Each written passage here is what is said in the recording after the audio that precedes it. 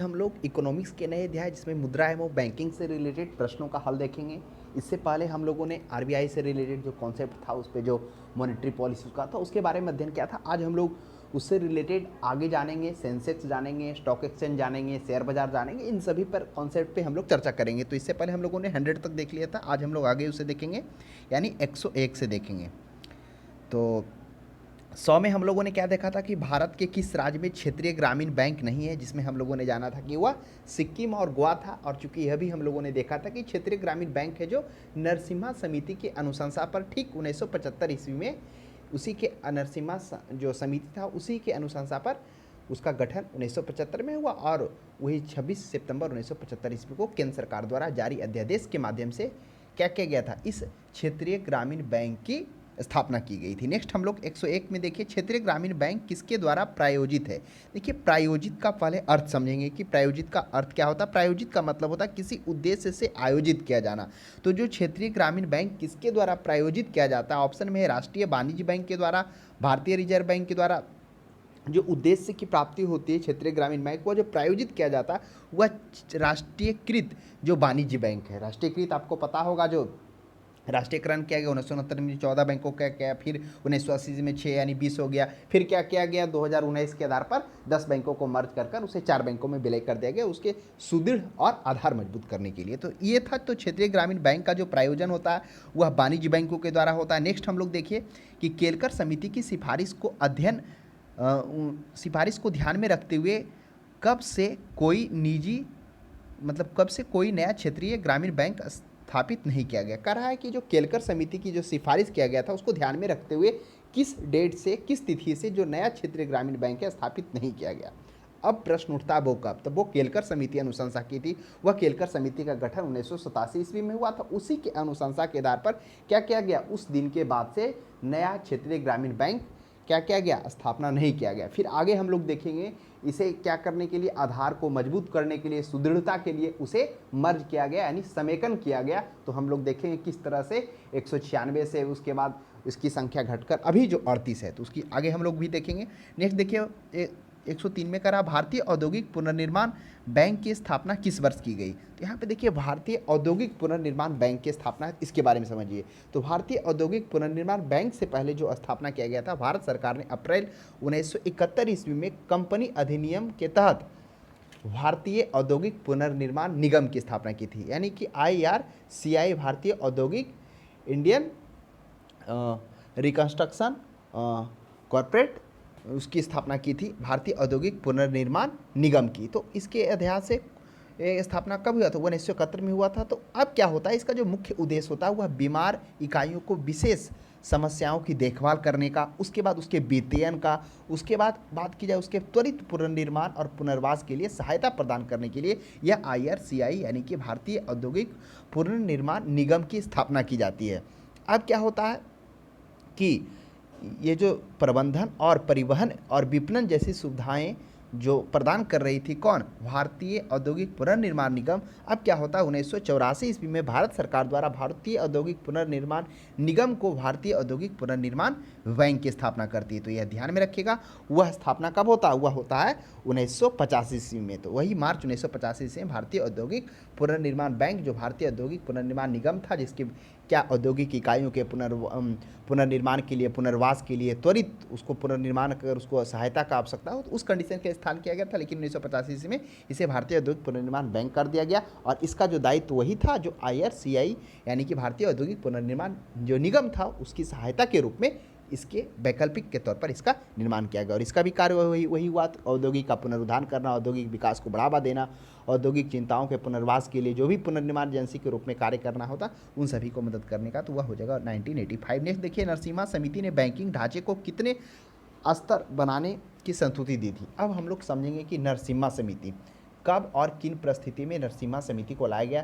तो आपको पता होना चाहिए कि जो नरसिम्हा समिति है वह कब लाया गया, वह 1991 ईस्वी को। अब क्या होता, अर्थव्यवस्था जो 1991 ईस्वी में होता वह आर्थिक संकट से गुजर रहा होता। तो वही आर्थिक संकट के पश्चात बैंकिंग क्षेत्र में सुधार के उद्देश्य से जो है क्या किया गया, जून 1991 में नरसिम्हा की अध्यक्षता में वित्तीय प्रणाली पर समिति की स्थापना की गई। और उसकी अध्यक्षता कौन थे? एम नरसिम्हा राव थे, उन्हीं के किया गया, और जिसने अपनी जो रिपोर्ट है दिसंबर 1991 ईस्वी में सौंपते हैं। और इन्हीं के आधार पर इनका जो मुख्य होता और भी होता है, इनका मुख्य रूप से आप देखेंगे तो बैंक तथा वित्तीय संस्थानों की निगरानी के लिए, निराशात्मक कार्यों की जिम्मेदारी के लिए रिजर्व बैंक के द्वारा त्वरित गठित एक अर्ध स्वायत्त संस्था को सौंप देना चाहिए, ये उन्होंने कहा था। अर्थात इन्होंने कहा था कि जो बैंकों को ऋण के समय पर वसूली करने के लिए एक विशेष ट्रिब्यूनल की स्थापना की जाए। फिर इन्होंने एसएलआर को कम करने पर जोर दिया था। उस समय एसएलआर कितना था? 38 से 28 कर दिया गया। फिर उन्होंने जो पूंजीगत अनुपात है उसे भी लक्ष्य प्राप्त करने का उद्देश्य देखा। फिर जो लाइसेंसिंग था, जो साख का लाइसेंसिंग दिया जाता था, उस पॉलिसी को, लाइसेंसिंग पॉलिसी को इन्होंने समाप्त किया। और साथ में जो इम्पोर्टेंट है, इस समिति ने 4 स्तरीय बैंकिंग संरचना पर जोर दिया, जो अंतर्राष्ट्रीय, राष्ट्रीय, क्षेत्रीय और स्थानीय। तो वही हो जाएगा कि बैंकिंग ढांचे को कितने स्तर बनाने की संतुति दी थी, वो 4 कौन कौन था? अंतर्राष्ट्रीय स्तर पर, राष्ट्रीय स्तर पर और क्षेत्रीय और स्थानीय स्तर पर। तो ध्यान में रखेंगे। अगला है 105 क्षेत्रीय ग्रामीण बैंक को उनके प्रवर्तक बैंकों में विलय करने की संतुति किसने की थी? तो अभी हम लोगों ने जाना कि क्षेत्रीय ग्रामीण बैंक की स्थापना नरसिम्हा समिति के अनुशंसा पर किया गया था। कब? 1975 ईस्वी में किया गया। उसके बाद हम लोगों ने यह भी देखा कि केलकर समिति की सिफारिश पर क्या किया गया?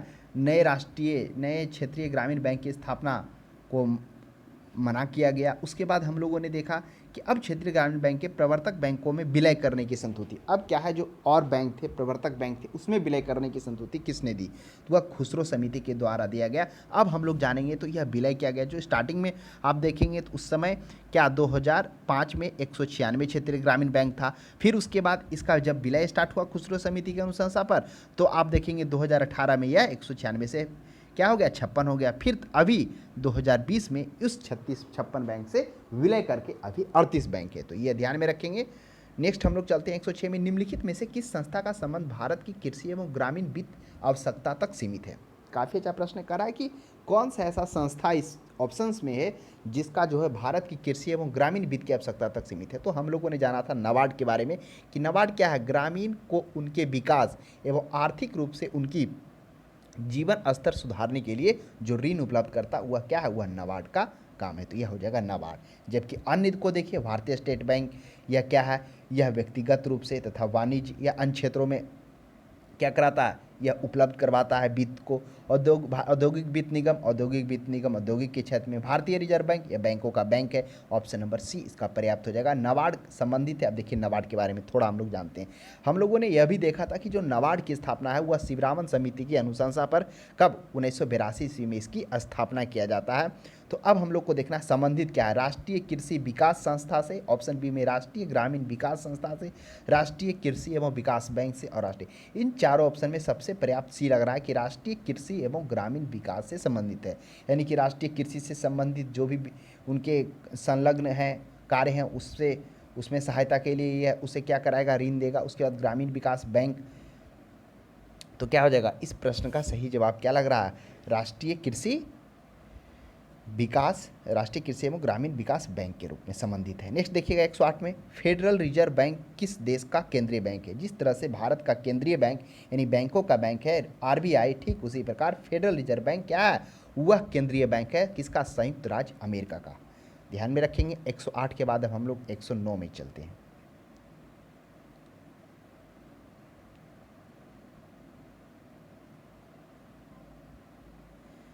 चलिए 109 में हम लोग देखते हैं क्या है। 109 में कहा है कि कौन सा युग्म सुमेलित नहीं है, वो हम लोग चर्चा करेंगे। एग्जिम बैंक आयात निर्यात हेतु वित्त। तो देखिए जो एग्जिम बैंक है उसकी स्थापना क्या किया गया था? एक संसदीय अधिनियम के तहत 1982 ईस्वी में इसकी स्थापना की जाती है। किसको? एग्जिम बैंक का। ये भारत के अंतर्राष्ट्रीय व्यापार में वित्त पोषण के लिए इसकी स्थापना की जाती है। इसे सुविधाजनक बनाने और बढ़ावा देने के लिए शीर्ष वित्तीय संस्थान के रूप में इसकी स्थापना की गई। यह बैंक मुख्यतः भारत में किए जाने वाले निर्यात के लिए ऋण उपलब्ध कराता है। इसका नियमन आरबीआई के द्वारा करता है। तो ये सही है, आयात निर्यात हेतु वित्त उपलब्ध करवाता है एग्जिम बैंक। आरबीआई बैंकों का बैंक, जब हम लोगों ने देखा था आरबीआई के कार्य में, उसमें बैंकों का बैंक के रूप में, फिर हम लोगों ने देखा था कि विदेशी वित्त का विनिमय करने में क्या है, आरबीआई का महत्वपूर्ण भूमिका था। इन सभी के बारे में हम लोगों ने देखा था। उसके बाद और कहाँ देखा था? उसके बाद हम लोगों ने देखा था कि नोटों का निर्गमन यानी कि नोट को इशू करने में आरबीआई की भी अहम भूमिका थी। तो इस तरह से उसके कार्यों में से बैंकों का बैंक के रूप में आरबीआई जानता। आईडीबीआई औद्योगिक वित्त बैंक के रूप में, यही वही आरबीआई आईडीबीआई बैंक है जिसे औद्योगिक वित्त के लिए क्या किया गया था, इसकी स्थापना कब किया गया था, वह 1964 ईस्वी में इसकी स्थापना की जाती है। तो ध्यान में रखिएगा, औद्योगिक विकास हेतु वित्तीय आवश्यकताओं को पूरा करने के लिए जुलाई 1964 में इस बैंक की स्थापना की जाती है। फिर इसको क्या किया था, 1995 में निजी बैंक के रूप में इसको क्या किया जाता है, अधिकार दिया जाता है। लेकिन फिर क्या होता है कि 2005 में इस निजी बैंक को ना देकर 2005 नहीं 2004 में क्या करता है, आरबीआई द्वारा एक अधिसूचना जारी कर आरबीआई अधिनियम 1934 के अंतर्गत इसे अनुसूचित बैंक में ले आया जाता है। अनुसूचित और गैर अनुसूचित बैंक चर्चा हम लोग कर चुके हैं। अनुसूचित बैंक वो बैंक होती है जो आरबीआई के अधिनियम 1934 के अधिनियम में होती है, तथा यह सामान्य कार्य के लिए आरबीआई से क्या कर सकती है, लेन देन कर सकती है, तथा ये आरबीआई को ऐसा विश्वास होता है कि यह जो है जो ग्राहकों को अहितकारी नहीं होगा ग्राहकों के लिए। और वही गैर अनुसूचित में क्या होता, वह 19 जो आरबीआई का जो अधिनियम 1934 का अधिनियम है उसमें वो शामिल नहीं होता, तथा जो सीआरआर होता है वो रिजर्व बैंक के पास ना रखकर वो अपने पास में रखता है। तो इस तरह होती है, और सामान्य कार्य में वो आरबीआई से लेन देन नहीं कर सकता, विशेष परिस्थिति में कर सकता। तो ये गैर अनुसूचित और अनुसूचित बैंक में अंतर था। तो आईडीबीआई औद्योगिक वित्तीय बैंक सही। एफसीआई कमर्शियल संस्थाओं में वित्तीय मदद, ये गलत है। जो एफसीआई है वह कमर्शियल संस्थाओं के वित्तीय मदद के लिए नहीं है, तो डी हो जाएगा। नेक्स्ट देखिए, निजी क्षेत्र के बैंक में अधिकतम कितने प्रतिशत विदेशी निवेश की अनुमति भारत सरकार ने प्रदान की। तो यह प्रश्न काफ़ी अच्छा है। कहा कि निजी क्षेत्र में जो बैंकों में अधिकतम निवेश, तो आपको पता होना चाहिए कि जो एफडीआई है, विदेशी निवेश को और उदार बनाने के लिए सरकार बैंकों में प्रत्यक्ष विदेशी निवेश की क्या की है, सीमा को बढ़ा दी है। यह पहले अगर आप देखेंगे 49%, तो 2014 में 49% ही था, लेकिन अब 2021 के बाद यह बढ़ गया है, वह 74% हो गया। रक्षा और कुछ चीज़ों को छोड़कर, जैसे रक्षा में मात्र 49% ही है। तो यह है, तो भारत के निजी बैंक, जो भी निजी बैंक है उसमें जो विदेश निवेश की अनुमति को क्या कर दिया गया, वह 74% बढ़ा दिया गया, और अभी भी है। नेक्स्ट 111 में देखेंगे, आईबीए क्या है, इंटरनेशनल बैंकिंग एसोसिएशन। तो इंटरनेशनल नहीं, इंडियन होगा, तो इस चीज़ को ध्यान में रखना है। ऑप्शन में है इंटरनेशनल बैंकिंग एसोसिएशन भी है, फिर इंटरनेशनल बैंकिंग एजेंसी भी है, तो इंडियन ब्यूरोक्रेट्स एसोसिएशन है। तो ध्यान में रखना है कि जो आईबीए है वह इंडियन बैंक एसोसिएशन है, और इसके तहत क्या क्या, इस एसोसिएशन के तहत सारे बैंकों को एक दूसरे से कनेक्ट रखती है, इसलिए इस एसोसिएशन की स्थापना की गई। लगभग 26 सितंबर 246 को 237 बैंकिंग क्या है, एक दूसरे से कनेक्टिविटी को यह बढ़ाया, यही है आईबीए का तथ्य है इंडियन बैंकिंग एसोसिएशन से। 112 में देखिए, भारत में निजी बैंकों की स्थापना के लिए कितनी न्यूनतम चुकता पूंजी होना चाहिए। तो जो राष्ट्रीयकृत बैंक था उसमें तो 200 करोड़ था, जिसमें हम लोगों ने देखा था कि उसमें कुछ स्वर्ण होना चाहिए और कुछ उसमें विदेशी भंडार होना चाहिए। वो हम लोगों ने इसके बारे में क्या देखा था जो राष्ट्रीयकृत बैंक है। लेकिन यहाँ पर निजी बैंक है, तो निजी बैंक की स्थापना के लिए वह लगभग कितना पूंजी चुकता होना चाहिए, वह 500 करोड़ की पूंजी चुकता होना चाहिए। इन चीज़ों को आपको ध्यान में रखना है। चलिए नेक्स्ट हम लोग देखते हैं, 113 में देखते हैं। 113 में कह रहा है, नरसिम्हा समिति ने किस संबंध में सुझाव केंद्र सरकार को दिया था। अब देखिए, नरसिम्हा समिति कब गठन किया गया था। नरसिम्हा समिति 1991 के आर्थिक संकट के पश्चात क्या किया जाता है, सर एम नरसिम्हा की अध्यक्षता में एक वित्तीय समिति का गठन किया जाता है। वह अपना रिपोर्ट जून में गठन किया जाता है, रिपोर्ट दिसंबर में सौंपती है, और वह क्या करती है, विभिन्न सुधारों के माध्यम से सरकार को क्या करती है, सुझाव देती है। जिसमें से हम लोगों ने देखा था बैंकिंग क्षेत्र में 4 स्तरीय संरचना का सुधार संबंधी वो बात करती है, जिसमें अंतर्राष्ट्रीय स्तर पर, राष्ट्रीय स्तर पर, क्षेत्रीय स्तर पर और स्थानीय स्तर पर बैंकिंग संबंधी क्या करती है, वह सुझाव देती है सरकार को। तो ये ध्यान में रखेंगे, इंपॉर्टेंट है। और अन्य भी सुधार देती है, इसमें से आप देखेंगे जब वह होती है तो उसमें एसएलआर को भी कम किया जाता है, तथा जो ऋण को वसूली करने के लिए अलग विशेष ट्रिब्यूनल की स्थापना की जाती है। जो एसएलआर 38 था उसे 28 कर दिया जाता है, लाइसेंसिंग पॉलिसी को भी समाप्त कर दिया जाता है, वही नरसिम्हा समिति के सुझाव में जो दिया जाता है। बीसीसीआई क्या है, अब ये BCCI cricket control board of India वाला नहीं है, ये बीसीसीआई है, ये अंतर्राष्ट्रीय क्या है, बैंकिंग संगठन है। अब इसको समझिए कि क्या था, इसकी स्थापना कब हुई और फिर इसका विलय हो गया, जिसके कारण ये चर्चा में नहीं है, शायद आप लोग जानते भी नहीं होंगे बहुत सारे। तो bank of credit and commerce international, ये हुआ bank of credit and commerce international. इसकी स्थापना होती है 1972 ईस्वी में, पाकिस्तान के फाइनेंसर होते हैं आगा हसन अबीदी के द्वारा स्थापित किया जाता है। यह एक अंतर्राष्ट्रीय बैंक था उस समय जब गठन किया था 1972 में। बैंक कराची और लंदन के में प्रधान कार्यालयों के साथ साथ लग्जमबर्ग में भी यह पंजीकृत था। तो ध्यान में रखिएगा, खोलने के एक दशक बाद बीसीसीआई के 78 देशों में 400 से अधिक शाखाएं खुल गई और 20 मिलियन अमेरिकी डॉलर से भी अधिक की संपत्ति हो गई, जिससे यह दुनिया का 7वां सबसे बड़ा निजी बैंक बना। और जब यह दुनिया का सबसे 7वां बड़ा, तब इस पर नज़र जाती है बहुत बड़े बड़े एजेंसियों की। फिर क्या हो जाता है, इसमें बीसीसीआई के कई वित्तीय नियामक और खुफिया एजेंसियों की जांच के दायरे में आ जाता है। वक्त है, समय है 1980 ईस्वी में, जब यह खुफिया एजेंसियों के दायरे में आ जाता है। बाद में पता चलता है यह बड़े पैमाने पर क्या कर रही है, मनी लॉन्ड्रिंग तथा अन्य वित्तीय अपराधों में शामिल है। उसके बाद फिर विघटन स्टार्ट हो जाता है। तो इसलिए इस प्रश्न का जो सही जवाब है अंतर्राष्ट्रीय बैंकिंग संगठन हो जाएगा। तो 114 का जो सही जवाब बी हो जाएगा। नेक्स्ट आगे बढ़ते हैं। अनुसूचित बैंक ऐसा बैंक है जो क्या है, ऑप्शन में देखिए क्या है, राष्ट्रीयकृत बैंक है। राष्ट्रीयकृत बैंक नहीं है, दूसरे देशों में स्थापित है, आरबीआई द्वारा दूसरे। हमने देखा कि क्या है, जो बैंकिंग वाणिज्य बैंक की है, जो मतलब बैंकिंग का जो प्रकार है दो हैं, एक अनुसूचित बैंक और दूसरा गैर अनुसूचित बैंक। राष्ट्रीयकृत बैंक वो तो अलग थे, जो दो क्या किया गया था, जो 1969 ईस्वी में जो निजी बैंक थे, यानी कि देखिए जो राष्ट्रीयकृत बैंक क्या था, जो निजी हाथ में जो बैंकिंग थे, यानी कि वह केवल पूंजीपति लोगों को वित्त और अन्य सुविधाएं उपलब्ध करा रही थी। तो इससे बचने के लिए और वो आम जनता तक, कृषि प्रधान देशों में लोगों तक पहुंचने के लिए सरकार ने ये कदम उठाया और वह क्या किया, उसका राष्ट्रीयकरण किया। जब राष्ट्रीयकरण किया तो वही सुविधाएं जो पूंजीपति को मिलता था, जो पूंजीपति के अधीन था, तो वह क्या हो गया, आम नागरिकों को भी कृषि कार्यों के लिए, अन्य मूलभूत कार्यों के लिए वो क्या होने लगा, लेन देन और ऋण उपलब्ध होने लगा। तो ये था राष्ट्रीयकृत बैंक, जो 14 था 1969 में था। फिर 1970 में 6 बैंकों को आर किया गया सरकार अपने, इस तरह से टोटल 20 हुआ। फिर बाद में क्या किया गया, कुछ बैंकों को मर्ज भी किया गया 2019 में। तो यहाँ पर कर रहा है अनुसूचित बैंक। अनुसूचित बैंक वो होते हैं जो आरबीआई के दूसरी अनुसूची, यानी कि 1900 दूसरी अनुसूची जो 1934 के अनुसूची के तहत क्या होते हैं, द्वितीय अनुसूची में शामिल होते हैं, वो होते हैं अनुसूचित बैंक। ये क्या होते हैं, सामान्य कार्य के लिए आरबीआई से लेन देन कर सकते हैं तथा इन भारतीय रिजर्व बैंक को इस बात का विश्वास होता है कि जमाकर्ता के लिए यह अहितकारी नहीं होगा। लेकिन वही गैर अनुसूचित बैंक होते हैं जो 1934 के दूसरी अनुसूची अधिनियम में शामिल नहीं होते हैं। जो रिजर्व बैंक का अधिनियम 1934 है, उसी के जो दूसरी अनुसूची में शामिल नहीं होते। कौन, गैर अनुसूचित बैंक। तथा ये सामान्य कार्य के लिए आरबीआई से लेन देन नहीं कर सकते हैं। हाँ, ये विशेष परिस्थिति में क्या कर सकते हैं, किसी असामान्य परिस्थिति में आरबीआई से यह संपर्क ऋण प्राप्त के लिए कर सकते हैं। तो ये था क्राइटेरिया अनुसूचित बैंक और गैर अनुसूचित बैंक का। 116 में देखिए, भारतीय यूनिट ट्रस्ट की स्थापना किस वर्ष की गई। काफ़ी अच्छा प्रश्न है। तो आपको याद होगा कि भारतीय यूनिट ट्रस्ट की स्थापना हुआ किया जाता है 1964 ईस्वी में। अब प्रश्न उठता है कि 1964 ईस्वी में क्या ऐसा परिस्थिति था, क्यों किया गया। तो आपको पता होगा यह एक अध्यादेश को लाया जाता है और उस अध्यादेश के मतलब ये कहिए 1964 में किया जाता है, UTI union trust of India की स्थापना की जाती है। और फिर क्या किया जाता है, एक अध्यादेश को भी लाया जाता है। और जब वो अध्यादेश आता है तो क्या हो जाता है, उस अध्यादेश के बाद ये हो जाता है ये मतलब ये कहिए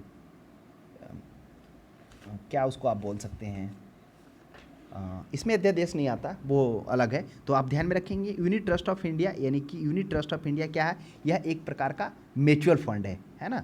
तो आप ध्यान में रखेंगे जिसकी स्थापना 1964 ईस्वी में, वो हम लोग डेट सही बोल रहे थे, जिसका आरंभ 1934 में किया जाता है। और ये देखिए म्यूचुअल फंड व्यवस्था का जो आरंभ है, अब हम लोग ये समझेंगे कि म्यूचुअल फंड क्या होता है। म्यूचुअल फंड एक प्रकार का एक मीडिएटर है, मीडिएटर कहिए एक प्रकार का ट्रस्टी है, यानी एक विश्वासी संस्था, विश्वासी है जो निवेशकों को क्या करती है, वह उपलब्ध अवसरों में लगाने का मौका देती है। यानी कह सकते हैं आप निवेशक के जो सबसे अच्छे उपलब्ध अवसर होते हैं वो उसमें लगाने के लिए वो काम करती है, यानी कि शेयर बाजार में।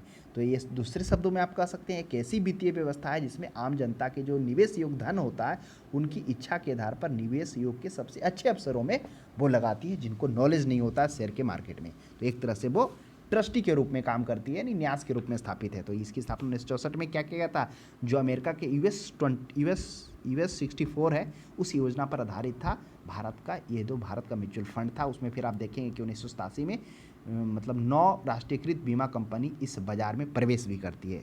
नेक्स्ट देखिए भारत का सबसे बड़ा म्यूचुअल फंड, तो सबसे बड़ा mutual fund UTI union trust of India है, सॉरी यूटीआई हो गया भारत का सबसे बड़ा म्यूचुअल फंड, यानी कि यूनिट ट्रस्ट, यूनियन नहीं, यूनिट ट्रस्ट ऑफ इंडिया, जिसकी स्थापना 1964 ईस्वी में होती है, जो क्या रहती है अमेरिका के यूएस 64 पर आधारित होती है, यह भी ध्यान में रखना है। और यह भी आपको ध्यान में रखना है कि जो क्या होता है कि जो मास्टर शेयर योजना लंदन स्टॉक एक्सचेंज में सूचीबद्ध हुई, इसके कौन के, यूटीआई का, उसके बाद यह अभूतपूर्व सफलता भी प्राप्त की थी उसके बाद भी। नेक्स्ट 118 में देखिए, भारत में सबसे पहले किसने म्यूचुअल फंड प्रारंभ किया? तो सबसे पहले जो म्यूचुअल फंड प्रारंभ किया जाता है वो आप बता दीजिए, अभी हम लोग चर्चा किए हुआ हो जाएगा। यूटीआई के द्वारा ही म्यूचुअल फंड का स्टार्ट किया था वर्ष 1964 ईस्वी में, जो अमेरिका के US 64 योजना पर आधारित था। जो क्या किया था कि 1987 तक यूटीआई ने खुला कोष योजना में अतिरिक्त मास्टर शेयर नामक बंद कोष योजना का भी संचालन किया था, जिसमें वो मास्टर शेयर में अभूतपूर्व सफलता प्राप्त किया था। फिर वर्ष 1990 तक 9 राष्ट्रीयकृत जो बीमा कंपनी थी शेयर बाजार में प्रवेश भी करती है। नेक्स्ट देखेंगे 119 में, भारतीय जीवन बीमा निगम LIC की स्थापना किस वर्ष की गई थी? तो ऊपर हम लोगों ने जाना यूनिट ट्रस्ट ऑफ इंडिया, यानी कि भारत का सबसे बड़ा जो म्यूचुअल फंड था वो हम लोगों ने जाना था। म्यूचुअल फंड क्या होता है वो हम लोगों ने समझा कि म्यूचुअल फंड एक प्रकार का क्या होता है, जो निवेशक होते हैं वह अच्छे उपलब्ध अवसर कहिए या अच्छे अवसरों में निवेश को क्या करता है, अवसरों को वो उसमें हेल्प करता है उसे लगाने में म्यूचुअल फंड। तो उसकी स्थापना, लेकिन LIC होता है, LIC की स्थापना 1956 ईस्वी में की जाती है, जिसमें 243 बीमा कंपनियों को मर्ज कर क्या कहता है, LIC की स्थापना की जाती है। तो ध्यान में रखिएगा, जिसमें इसकी स्थापना 1 सितंबर 1956 ईस्वी को किया जाता है। इसका मुख्यालय बम्बई होता है, यह ध्यान में आपको रखना है। नेक्स्ट देखिएगा, GIC के अधीन कितनी बीमा कंपनियां? अब GIC देखिए, GIC क्या है, भारत सरकार द्वारा साधारण बीमा निगम है, वही हो गया GIC, जिसको जनरल इंश्योरेंस कॉरपोरेशन, यानी कि भारत सरकार का भारतीय साधारण बीमा निगम, GIC जनरल इंश्योरेंस कॉरपोरेशन साधारण बीमा निगम है, जिसके अंतर्गत में जिसकी स्थापना 22 नवंबर 1972, इसका भी 1972 को किया जाता है, जिसका मुख्यालय बम्बई होता है। GIC की स्थापना भारत में साधारण बीमा व्यापार को नियंत्रित एवं संचालित करने के लिए किया गया था, कि जो भी साधारण बीमा का व्यापार है उसको नियंत्रित और संचालित किया जा सके, उसके लिए इसका स्थापना किया। इसके अंतर्गत में 4 बीमा कंपनियां, पहला न्यू इंश्योरेंस कंपनी लिमिटेड है, फिर न्यू इंश्योरेंस के बाद न्यू इंडिया है, new India insurance company limited है। तो हम लोगों ने देखा पहला क्या है, पहला नेशनल इंश्योरेंस कंपनी लिमिटेड, फिर new India insurance company limited, फिर oriental insurance company limited, united India insurance company, यानी कि 4 नेशनल, न्यू इंडिया, ओरिएंटल और यूनाइटेड इंडिया, यही है इंश्योरेंस कंपनी लिमिटेड। तो 4 हो जाएगा जो आप देखते होंगे। देखिए साधारण भाषा में आप समझ सकते हैं, जैसे आपके पास 4 व्हीलर होगा या आपके पास बाइक होगा, तो ये जो होती थी इससे क्या होता था, इंश्योरेंस किया हुआ रहता था इस कंपनी के द्वारा, जो आपको क्लेम होती थी खो जाने पे और भी अन्य तरह के जो भी उसमें होता था, वो क्लेम के आधार पर भी आपको क्या करती थी, इंश्योरेंस यानी कि बीमा प्रदान करती थी। नेक्स्ट देखिएगा 121 में, जीवन बीमा निगम का कौन सी पॉलिसी विशेषता बच्चों के लिए हितार्थ नहीं है, यानी कि जो बच्चों के लिए नहीं, जीवन किशोर है, जीवन सुकन्या, जीवन सुरक्षा बच्चों के हितार्थ के लिए नहीं है। 22 में देखिए, बीमा नियामक एवं विकास प्राधिकरण IRDA का मुख्यालय कहाँ है? काफ़ी अच्छा प्रश्न है। तो IRDA का जो मुख्यालय है वह है हैदराबाद। तो इन प्रश्नों को ध्यान में रखेंगे। अब प्रश्न उठता है कि IRDA है क्या? तो IRDA क्या है कि IRDA का जो स्थापना है वह RN मल्होत्रा समिति की सिफारिश पर किया जाता है। अब इसका जो कार्य क्या होता है, इसका मुख्य कार्य होता है कि जो पॉलिसी धारक होते हैं, जो भी पॉलिसी लिए, चाहे हम हो चाहे अन्य कोई रामश्याम व्यक्ति हो, उसके हितों का रक्षा करना मेन काम ही होता है। तो मुख्य उद्देश्य क्या होता है, क्रमबद्ध विनिमय, जो है बीमा उद्योग का क्रमबद्ध विनिमय, विनियमन करना, विनियमन का अर्थ होता है नियंत्रण करना, संवर्धन करना, संबंधित एवं आकस्मिक मामलों पर कार्य करना तथा पॉलिसी धारकों को हितों की रक्षा करना, जिसकी स्थापना क्या किया गया था, मल्होत्रा समिति की सिफारिश पर 19 अप्रैल 2000 को किया गया था। तो ध्यान में रखेंगे, इस प्रश्न का सही जवाब हो जाएगा वह हैदराबाद हो जाएगा। कब हुआ, क्यों हुआ, उद्देश्य क्या है, वो भी हम लोगों ने जाना। RN मल्होत्रा समिति ने किस क्षेत्र में संबंधित सुधारों के लिए रिपोर्ट प्रस्तुत की थी? तो वह बीमा क्षेत्रों में सुधारों के लिए क्या था, जिसकी स्थापना कब हुई थी, मल्होत्रा समिति का जो किया गया था वह अप्रैल 2000 को किया गया था, और सिफारिश उसी हुई मतलब 2000 में ही सौंपता है, जिसमें से मुख्य क्या होता है, पॉलिसी धारकों के हितों की रक्षा करना और साथ में जो बीमा उद्योग है उसका क्रमबद्ध विनियमन करना, संवर्धन करना तथा संबंधित एवं आकस्मिक मामलों पर कार्य करना। नेक्स्ट देखिएगा, भारतीय स्टॉक बाजार के विनियमन का अर्थ होता है नियंत्रण करना, पर्यवेक्षण का अर्थ होता है निगरानी करना। तो क्या उन विनियमन और पर्यवेक्षण किसके द्वारा किया जाता है, भारतीय स्टॉक बाजार का। अभी हम लोगों ने देखा बीमा क्षेत्र का विनियमन और पर्यवेक्षण IRDA के द्वारा। अब है भारतीय स्टॉक बाजार। अब ये स्टॉक बाजार क्या है, यानी कि शेयर मार्केट जो है उसका नियमन कौन करता है, तो वह सेबी के द्वारा किया जाता है। अब हम लोग जानेंगे कि सेबी क्या होता है। अब देखिए सेबी जो है, सेबी की जो स्थापना है वह 1988 ईस्वी में किया जाता है। किसके द्वारा? 1988 में किया जाता है। फिर उसको क्या किया था, 1992 में एक अध्यादेश के माध्यम से इसको वैधानिक दर्जा प्राप्त किया जाता है। यह एक गैर संवैधानिक निकाय है, हेड क्वार्टर मुख्यालय है। तो इसका जो कार्य है वह है प्रतिभूति बाजार में निवेशकों के हितों की रक्षा करना और उचित कदमों के माध्यम से प्रतिभूति बाजार को विनियमन और विकास करना, ये इसका कार्य है।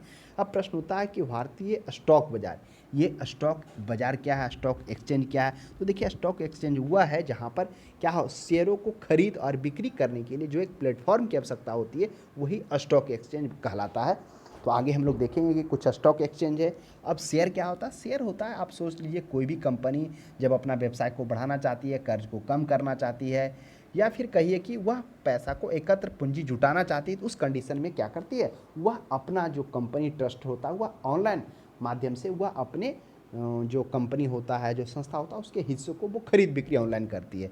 तो वो होता है, वही वही शेयर कहलाता है, जिसे हम लोग क्या कहते हैं, सिक्योरिटी टाइप से कहते हैं, प्रतिभूति कहते हैं। यानी एक तरह गारंटी होता है, लोगों को विश्वास होता है, तो इस तरह होता है। और उसे खरीद बिक्री करने के लिए क्या होता है, जो ऑनलाइन होता है, इंटरनेट के माध्यम से कहीं ऑनलाइन जो खरीद बिक्री होता है, तो उसे खरीद बिक्री करने के लिए एक प्लेटफॉर्म की आवश्यकता होती है, जहाँ पर कोई भी निवेशक क्या करे, प्रतिभूतियों को खरीदे, और फिर कोई अन्य निवेशक उस प्रतिभूतियों को खरीदना चाहता है, तो उसके लिए एक प्लेटफॉर्म की आवश्यकता होती है, वो स्टॉक एक्सचेंज कहलाता है। तो यही हो गया, वहीं पर उसको उसका नियंत्रण कौन, सेबी करता है। आगे देखेंगे बम्बई स्टॉक एक्सचेंज, ये सभी स्टॉक एक्सचेंज हैं। फिर ये बॉम्बे स्टॉक एक्सचेंज हो गया, उसके बाद ये हो गया, क्या बोलते हैं उसको, ये नेशनल स्टॉक एक्सचेंज हो गया। वो सभी को हम लोग अध्ययन करेंगे। नेक्स्ट देखिए, भारतीय प्रतिभूति एवं विनिमय बोर्ड की स्थापना कब की गई? तो अभी हम लोगों ने देखा कि जो भारतीय प्रतिभूति एवं विनिमय बोर्ड जो सेबी है, सिक्योरिटी एंड एक्सचेंज, एस से हो गया सिक्योरिटी, ई से बी से हो गया security and exchange board of India, उसके सेबी का जो है उसके प्रतिभूति और विनिमय बोर्ड की स्थापना कब हुई थी? वह हुई थी 1988 ईस्वी में। लेकिन उसको वैधानिक दर्जा कब प्राप्त हुआ? वह हुआ एक अध्यादेश लाया गया। अध्यादेश कौन लाता है? वो राष्ट्रपति के द्वारा लाया जाता। कब? जब क्या हो, संसद क्या हो, जब चल नहीं रहा हो, तो उस कंडीशन में लाया जा सकता है। तो वह 1992 में लाया गया। तो वो भी प्रश्न आगे देखने को मिलेगा। देखिए 124 में प्रतिभूति एवं विनिमय बोर्ड को किस वर्ष एक अध्यादेश द्वारा वैधानिक दर्जा प्राप्त किया गया? तो वह 1992 में प्राप्त किया गया। 88 में लाया था, वैधानिक दर्जा 1992 में दिया गया। और इसका काम क्या है? प्रतिभूति बाजार में निवेशकों के हितों की रक्षा करना इसका मुख्य कार्य है। किसका? प्रतिभूति बाजार का। तो हम लोगों ने कहाँ तक प्रश्नों को देखा था? 126 तक देख लिया था ना। 126 के बाद एक बचा हुआ होगा, है ना? हाँ, 126, 127 में देखिए। 127 में कह रहा है सेबी कार्यों में सम्मिलित है। अब सेबी के कार्यों में क्या सम्मिलित है? अब कह रहा स्टॉक एक्सचेंज के कार्यों को विनियमित करना। विनियमित का अर्थ होता है नियंत्रण करना। चलिए स्टॉक एक्सचेंज के कार्य को, हाँ यह तो हम लोगों ने पढ़ा था कि जो सेबी का कार्य है वो क्या है? प्रतिभूति बाजार में निवेशकों के हितों का संरक्षण करना तो है ही है, और साथ में उचित कदमों के माध्यम से प्रतिभूति जो बाजार हैं उसको क्या करना? विनियमित और विकसित करना। चलिए कुछ हद तक स्टॉक एक्सचेंज के, उसका शेयर बाजार से संबंधित अनुचित एवं धोखाधड़ी से परिपूर्ण व्यापारिक कार्यों को पर रोक लगाना, हाँ यह भी है। तो देखिए स्टॉक एक्सचेंज होता है, उस स्टॉक एक्सचेंज क्या हो गया?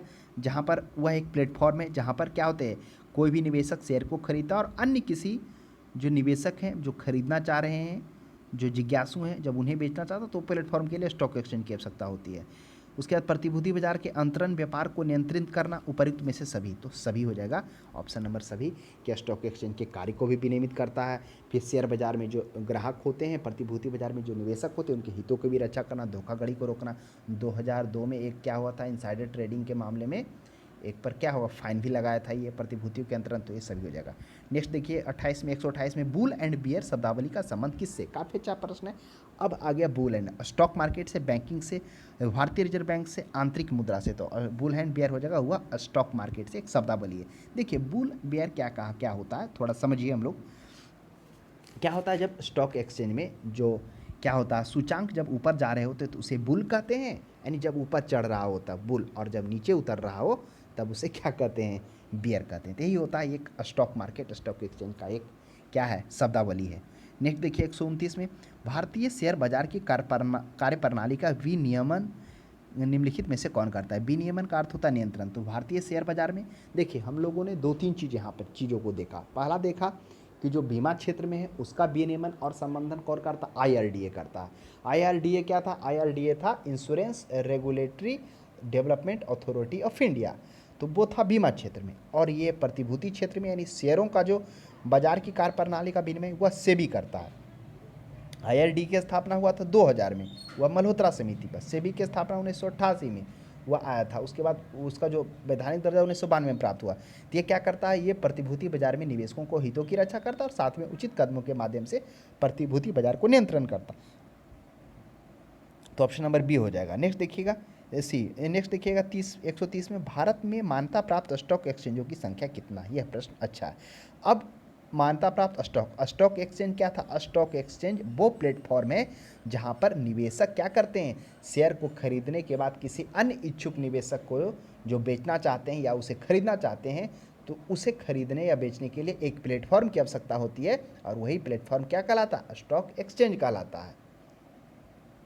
तो उसकी संख्या 23 है। नेक्स्ट देखिएगा भारत में सबसे पुराना स्टॉक एक्सचेंज। तो स्टॉक एक्सचेंज समझ में आ गया होगा, आशा करते हैं आपको। सबसे पुराना stock exchange Bombay stock exchange है जिसकी स्थापना 1875 में हुई थी। क्या राष्ट्रीय स्टॉक एक्सचेंज भी? बिल्कुल, नेशनल स्टॉक एक्सचेंज यही तो है। 1991 में इसकी स्थापना फिरवानी समिति से हुई थी। चलिए ओटीसीईडी, हाँ OTCED over the counter of exchange of India, इसकी भी स्थापना हुई 1990 ईस्वी में। जो लघु एवं माध्यम आप देखेंगे आगे वो उसका क्या करेगी? वो प्रतिभूति बाजार में उसका स्थान अदा करेगी। चलिए आगे हम लोग बढ़ते हैं। कह रहा है कि 132 में बॉम्बे स्टॉक एक्सचेंज की स्थापना कब हुई थी? काफ़ी अच्छा प्रश्न है। अभी चर्चा की कि भारत का सबसे पुराना स्टॉक एक्सचेंज वो बॉम्बे स्टॉक एक्सचेंज था जिसकी स्थापना 1875 ईस्वी में हुई थी। इसका देखेंगे किस तरह से दलाल स्ट्रीट बनता है, किस तरह से वो बरगद का पेड़ के बाद दलाल स्ट्रीट फिर बॉम्बे स्टॉक एक्सचेंज तक बात पहुँचती है, उसकी कहानी आगे हम लोग चर्चा करेंगे। 133 में देखिए कि नेशनल स्टॉक एक्सचेंज राष्ट्रीय स्टॉक एक्सचेंज की स्थापना 1991 में कौन सा समिति? फिरवानी समिति था, एक समिति था फिरवानी, वो उसकी स्थापना इसकी संस्तुति से किया गया था। आप ध्यान में रखेंगे नरसिम्हा समिति तो बैंकिंग के क्षेत्र में था। आगे आ जाएगा महालोबिस और बांचू समिति की भी हम लोग चर्चा करेंगे।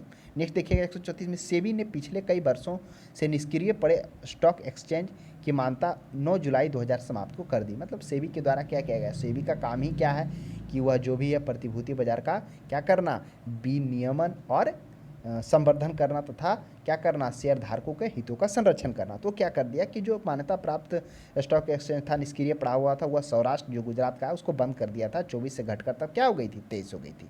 इसलिए हम लोगों ने ऊपर वाला प्रश्न में 23 मारा। फिर 135 में देखिए बॉम्बे स्टॉक एक्सचेंज का शेयर मूल्य सूचांक क्या है? अब है शेयर मूल्य सूचांक। अब सूचकांक क्या होता है? जिसे हम लोग इंडेक्स करते हैं। तो वह जितने भी स्टॉक एक्सचेंज है उसका एक सूचांक, एक इंडेक्स होता है। जैसे बॉम्बे स्टॉक एक्सचेंज है तो टोटल जो स्टॉक एक्सचेंजों की यानी कि जो प्लेटफॉर्म है जहाँ पर खरीद बिक्री किया जाता है शेयरों का वो है 23 और उसमें से हर एक का अपना अपना इंडेक्स है। तो बॉम्बे स्टॉक एक्सचेंज का क्या है? सेंसेक्स है। आगे हम लोग देखेंगे एसपी सीएनएक्स किसका? यह है नेशनल स्टॉक एक्सचेंज का जिसको निफ्टी के नाम से भी जानेंगे। तो यहाँ पर पूछा बॉम्बे स्टॉक एक्सचेंज तो सेंसेक्स हो जाएगा जिसमें संवेदी मूल्य सूचांक के 30 कंपनियाँ आएंगे और राष्ट्रीय सूचांक के 100 कंपनियाँ इसमें रजिस्टर्ड होगी। देखिएगा अब क्या होता है 136 में देखिए बॉम्बे स्टॉक एक्सचेंज का संवेदी शेयर मूल्य सूचांक कितनी कंपनियों के शेयर मूल्य पर आधारित होती है? जो संवेदी मूल्य सूचांक है बॉम्बे स्टॉक एक्सचेंज का, यानी इसमें कितने कंपनी है आप साधारण भाषा में समझ सकते हैं कि ये प्लेटफॉर्म है। अब सब जितने भी प्लेटफॉर्म होगा सब में अपना अपना उसका कंपनी उसके साथ होगा जो वहाँ पर ट्रेडिंग होता है वो, तो इसके साथ संवेदी शेयर मूल्य सूचांक की 30 कंपनियाँ उसके मूल्य पर आधारित किया गया है इसका।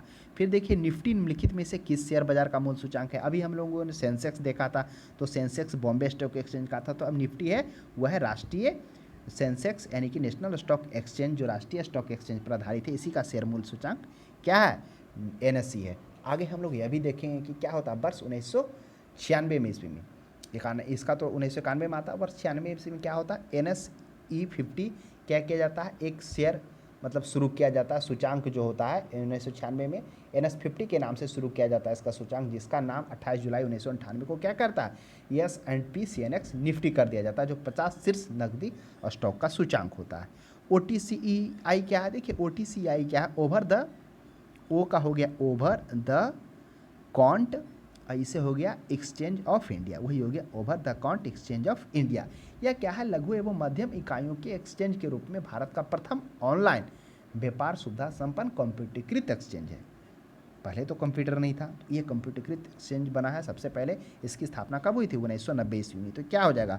भारत की सुरक्षा अनुसंधान विकास कार्यक्रम, बिल्कुल नहीं। डी वाला ऑप्शन पढ़ें। ए पढ़ते हैं चीन का परमाणु चलित पनडुब्बी है, बिल्कुल नहीं। बी पढ़ते हैं अमेरिका का आर्थिक नीति का एक, बिल्कुल नहीं। तो भारत का एक शेयर बाजार है कौन? OTC, over the counter exchange of India.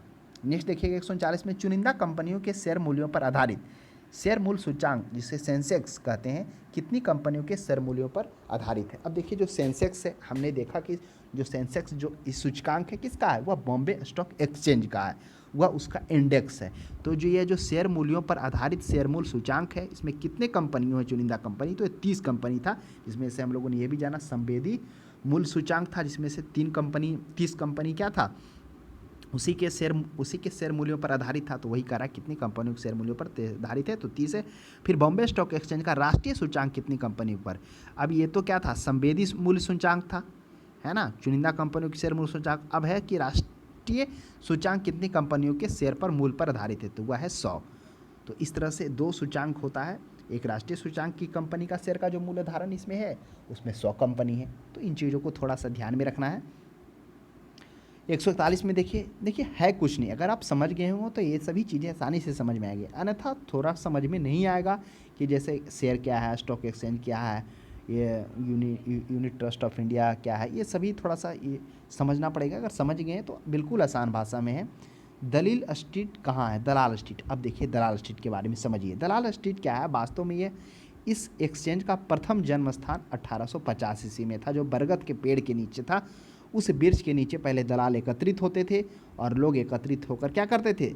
खरीद बिक्री करते थे। धीरे धीरे दलालों की संख्या के साथ खरीदने और बेचने वालों की भी संख्या बढ़ती गई और यह सिलसिला जारी रहा। वक्त हो गया 1874 ईस्वी का। तब क्या हो जाता है? बम्बई में एक जगह मिलता है और उस जगह का ही नाम होता है क्या होता है? दलाल स्ट्रीट नाम होता है। वही दलाल स्ट्रीट के नाम में विख्यात होता है, जो मुंबई हो जाएगा। नेक्स्ट देखिए डी जोन्स क्या है? तो डी जोन्स क्या है? न्यूयॉर्क स्टॉक एक्सचेंज का शेयर बाजार सूचांक है। बम्बई स्टॉक एक्सचेंज का देखिए डी जोन्स जो है न्यूयॉर्क जो है उसका जो शहर है उसी का शेयर मूल्य सूचांक है डी जोन्स। तो ध्यान में रखेंगे। जिस तरह से हम लोगों ने देखा भारत में जो स्टॉक एक्सचेंज थे उसका जो इंडेक्स था, जैसे बॉम्बे स्टॉक एक्सचेंज का सबसे पुराना था वह था सेंसेक्स था, नेशनल स्टॉक एक्सचेंज का निफ्टी था। ठीक उसी प्रकार न्यूयॉर्क में भी होगा, अन्य देशों में भी है, तो उसका शेयर मूल्य सूचांक डी जोन्स है। चलिए 142 के बाद हम लोग आते हैं 143 में आते हैं।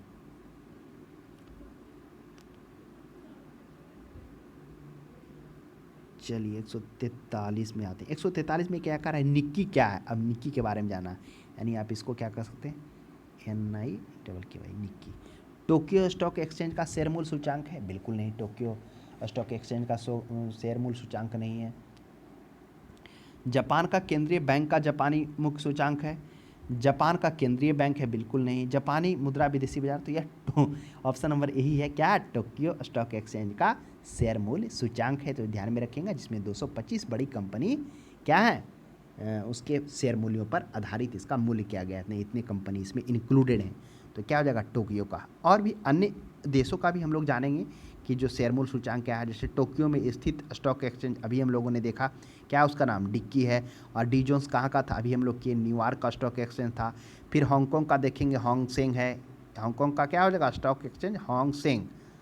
इस प्रकार से अन्य सभी के भी हम लोग के बारे में अध्ययन करेंगे। सीमेक्स ध्यान में हमें नहीं आ रहा है, सीमेक्स किसका है। नेक्स्ट देखिए 145 में करा कौन सा युग्म सुमेलित है? डी जोन्स न्यूयॉर्क का स्टॉक एक्सचेंज सही है। हैंग सेंग सियोल का? हैंग सेंग सियोल का नहीं है। हैंग सेंग किसका था? याद करिए, हैंग सेंग तो था हांगकांग का था ना, तो हांगकांग सही है। FATSE 100 लंदन का है? बिल्कुल सही है कि FATSE 100 लंदन का है। एक एमओ 3 पर्याप्त होगा। हैंग सेंग सियोल का नहीं था, हांगकांग का स्टॉक एक्सचेंज था। चलिए आगे बढ़िए। कौन सा भारतीय बैंक भारत के 1,00,000 करोड़ रुपए के बाजार पूंजीकरण तक पहुंचने वाला पहला बैंक? ये पहला बैंक की बात कर रहा है। क्या HDFC bank, PNB bank, SBI? बिल्कुल SBI बैंक होगा, क्योंकि SBI बैंक की शाखा सबसे ज़्यादा 2400 शाखाएं इसका है। तो इसलिए इस प्रश्न का सही जवाब हो जाएगा जो 1,00,000 करोड़ रुपए की बाजार पूंजीकरण तक पहुंचने वाला SBI बैंक है। नेक्स्ट देखिएगा 147, भारत में कागजी नोट मुद्रा जारी करने का पूर्ण अधिकार किसके पास है? जो कागजी नोट वह रिजर्व बैंक के पास, और जो करेंसी है यानी जो मुद्रा है मुद्रा कहने का मतलब हो गया, जो हो गया क्वाइन हो गया, वो जारी करने का वित्त मंत्रालय के पास में है सिक्का का। 148 में देखिए, भारतीय रिजर्व बैंक आरबीआई का राष्ट्रीयकरण कब हुआ। अब उसका राष्ट्रीयकरण कब होता, 1949 ईस्वी में। आइए थोड़ा सा समझते हैं कि रिजर्व बैंक का स्थापना 1949 ईस्वी में कब और किन परिस्थिति में होता है। क्या होता है, जो भारतीय रिजर्व बैंक की स्थापना 1934 के अंतर्गत 1935 में 5 करोड़ रुपए के अधिकृत पूंजी के साथ किया जाता है। अब इसमें क्या होता है कि प्रारंभ में तो लगभग समस्त पूंजी जो होता है का स्वामित्व गैर सरकारी अंशधारियों के पास होता है, किंतु अंश के कुछ व्यक्तियों के पास केंद्रित होने से रोकने के लिए क्या किया जाता है, 1 जनवरी 1949 ईस्वी का राष्ट्रीयकरण किया था। ठीक उसी प्रकार जो हम लोगों ने देखा था कि 14 बैंकों का राष्ट्रीयकरण जो क्या थे, एक निजी स्वामित्व वाले बैंक थे, जिसमें क्या हो जाता था, जो पूंजीपति लोग थे उन्हें क्या होता था, ऋण की सुविधा प्राप्त होती थी, बैंकिंग लेन देन की सुविधा प्राप्त हो, आम लोग उससे वंचित थे। तो क्या हो, आम लोगों तक पहुंचाने के लिए तथा कृषि प्रधान लोगों तक पहुंचाने के लिए, ताकि उनका क्या हो, विकास हो, जीवन सरल हो, वह आगे बढ़ सके, तो उसके लिए राष्ट्रीयकरण किया गया। तब क्या हो गया कि आम लोगों को भी वित्तीय लेन देन बैंकों के माध्यम से मिलने लगा, चाहे वो कृषि से रिलेटेड उसके विकास के लिए हो। तो उन संबंधी के क्षेत्र में राष्ट्रीयकरण उसका क्या किया, बैंकों का राष्ट्रीयकरण। तो ही करा कि आरबीआई का राष्ट्रीयकरण 1 जनवरी 1949 को किया गया। 149 में देखिए, मुद्रा का अवमूल्यन का फलस्वरूप क्या है। देखिए अवमूल्यन क्या होता है, अवमूल्यन होता है कि विदेशी मुद्रा की तुलना में जानबूझकर क्या करना, स्वदेशी मुद्रा का मूल्य का कम करना। यह जो उद्देश्य होता है, यह होता है निर्यात को बढ़ावा देने के लिए। जैसे अवमूल्यन होगा, यानी कि विदेशी मुद्रा की तुलना में जब स्वदेशी मुद्रा का मूल्य कम होगा तो लोग निर्यात करना करेंगे, क्योंकि उनको सामान सस्ता मिलेगा। और हाँ, ये बात सही है कि घरेलू बाजार में जो होगा वह क्या होगा, रेट बढ़ जाएगा घरेलू बाजार का, जो हम लोग परचेज करेंगे। आयात व्यापार का संकुचन होगा, बिल्कुल सही बात है। जो आयात होगा संकुचन होगा, यानी जब हम लोग का मुद्रा गिर जाएगा तो विदेश वाला जो सामान महंगा होगा तो आयात कम होगा।